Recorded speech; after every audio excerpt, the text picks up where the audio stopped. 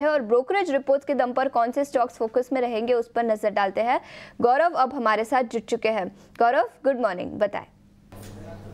जी हाँ, तो आज अगर हम ब्रोकरेज की बात करें तो सबसे पहले शुरुआत करते हैं जोमेटो से। यहाँ पे कहीं पे बैंक ऑफ अमेरिका ने उनका बाय रेटिंग बरकरार रखते हुए टारगेट प्राइस जो है वो 325 रुपीज़ का दिया है। और इसका मेन रीज़न ये है कि जैसे हमने देखा था कि कुछ मीडिया रिपोर्ट्स के हिसाब से जोमेटो जो है वो कहीं पे QIP के लिए देख रहा है। कहीं पे ये जो QIP का साइज़ जो है वो $450 to $500 मिलियन का होने वाला है। और इसी के ऊपर बैंक ऑफ अमेरिका का कहना यह है कि कहीं पे ये जो स्केलिंग अप है वो हमें देखने को मिल सकता है वर्टिकल्स में।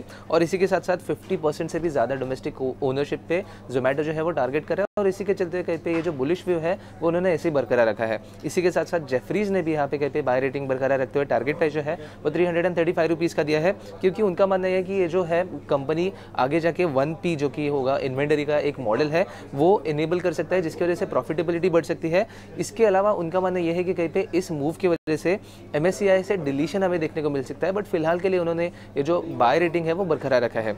इसके अलावा बात करते हैं RBL बैंक की। जैसे हमें देखा था कि रिजल्ट में कहीं पे एक वीकनेस देखने को मिला था और इसी के बाद इन्वेस्टेक ने कहीं पे डाउनग्रेड किया है इसका रेटिंग होल्ड पे, और टारगेट प्राइस जो है वो भी कट करके 230 रुपीज़ पे दिया है, जो कि पहले 300 रुपये पे था। उनका मानना यह है कि कहीं पे MFI सेगमेंट में कहीं ज़्यादा स्ट्रेस जो है वो देखने को मिला था। और इसके दो मेन रीज़न है कि कहीं पे जो ओवर लेवरेजिंग देखने को मिला है और इसी के साथ साथ कहीं पे अट्रिशन जो था कलेक्शन स्टाफ में RBL बैंक के लिए, उसकी वजह से कलेक्शन में भी काफ़ी ज़्यादा गिरावट जो है वो देखने को मिली थी। इसके अलावा उनका मानना है कि क्रेडिट कार्ड में भी डेलिंक्वेंसीज बढ़ी है और इसी के चलते हुए कहीं पे एक शार्प कट जो है वो हमें देखने को मिल रहा है इन्वेस्टेक की तरफ से। और इसी के साथ साथ अगर हम IIFL की माने तो उन्होंने भी टारगेट प्राइस जो है वो कट करके 195 रुपीज़ का किया है।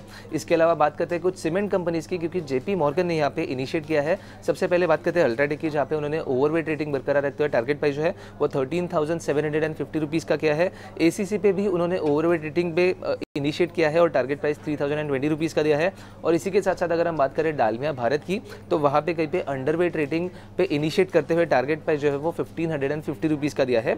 उनका मानना है कि कहीं पे सीमेंट सेक्टर में एक अच्छा कंसोलिडेशन हमें देखने को मिल सकता है और लार्ज प्लेयर्स जो है वो अग्रेसिव टर्न होते हुए देखने को मिल रहा है, और इसके वजह से कहीं पे एक बुलिश व्यू जो है वो उनका देखने को मिल रहा है अंबुजा अल्ट्राटेक और ACC पे। इसी के साथ साथ डालमिया भारत पे उनका कहना यह है कि कहीं पे ये जो यूटिलाइजेशन में स्ट्रगल है वो वैसे ही रह सकता है नियर टर्म में, और इसी के चलते एक बेयरिश व्यू यहाँ पे देखने को मिल रहा है। और आखिर में बात करते हैं इंडिया मार्ट के बारे में, क्योंकि यहाँ पे नुआमा ने रेटिंग भी डाउनग्रेड किया है रिड्यूस पे, और इसी के साथ साथ टारगेट प्राइस जो है वो भी कट करके 2500 रुपीज़ का दिया है। और इसका मेन रीज़न ये है कि कहीं पे अगर हम बात करें कलेक्शन की तो उसमें एक भारी गिरावट देखने को मिली थी। अब उनका मानना यह है कि कहीं पे इसी का इम्पैक्ट आगे जाके रेवेन्यू पे भी देखने को मिलेगा। और इसी के साथ साथ अगर हम बात करें कि जो मार्जिन इंप्रूवमेंट हुए थे वो भी एक नियर टर्म के लिए ही देखने को मिलेंगे, और आगे जाके उसका भी एक नेगेटिव इम्पैक्ट हमें कंपनी पे देखने को मिल सकता है।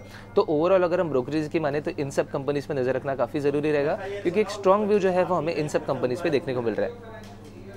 बिल्कुल, तो कई सारे स्टॉक्स जो ब्रोकरेज रिपोर्ट्स के दम पर आज फोकस में रहेंगे और खास तौर से जोमेटो और सीमेंट कंपनियों पर एक खास रिपोर्ट आई है। आगे बढ़ते